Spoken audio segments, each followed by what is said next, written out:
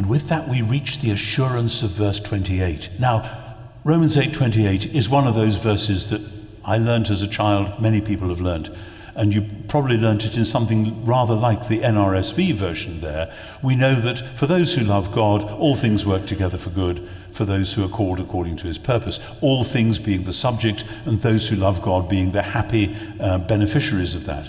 The RSV actually was closer to the Greek. Those of you who know the Greek may look at that verb that is highlighted, synergy, which means to work with.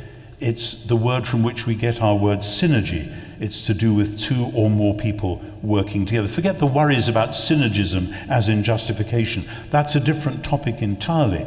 What we have now is something quite extra, because as in 2 Corinthians 6:1, Paul is here talking about vocation, the calling of God's people to work with God on his projects. And that goes as well with the words which Paul uses to describe his fellow workers, people like Timothy, in his missionary colleagues.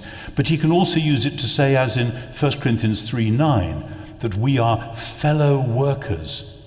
That's synergoi again. We are working with God. And the translation which I'm suggesting is that God is working through and with those who love him. The reason we are called to this strange ministry of prayer is that that is how God is working his purpose out for the benefit of the world.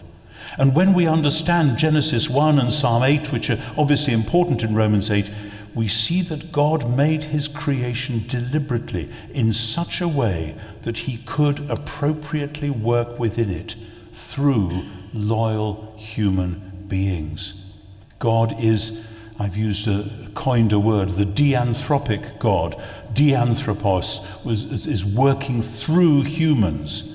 God is the God of creation who always intended to become part of his own creation by becoming human. And that is our glory, the amazing dignity of being human. To be by the Spirit partners, fellow workers with God in his work in the world, and perhaps never more so than in this ministry of puzzled prayer.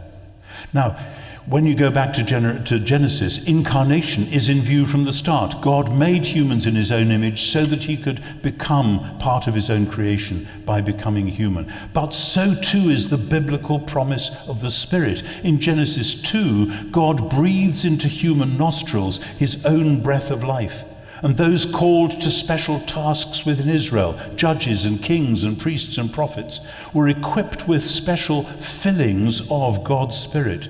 But God promised that one day he would pour out his Spirit upon all flesh, not simply to save and sanctify them, but so that what God would accomplish uniquely through his incarnate Son would then be implemented through the Son's Spirit-filled followers.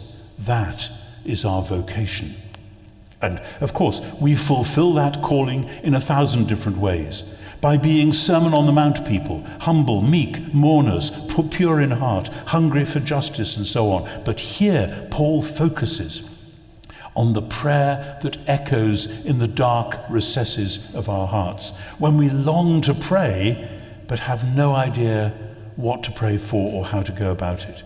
God, the heart searcher, shining his searchlight, finds in our sorrows and uncertainties that his own Spirit is at work right there, interceding with groans that we don't understand, but that he appears to. And that is part of what he then means by those who love God, when we find ourselves like Jesus, praying the Abba prayer in every new Gethsemane, whether at a graveside or in a hospital ward, or watching the national or international news and seeing horror and tragedy all around.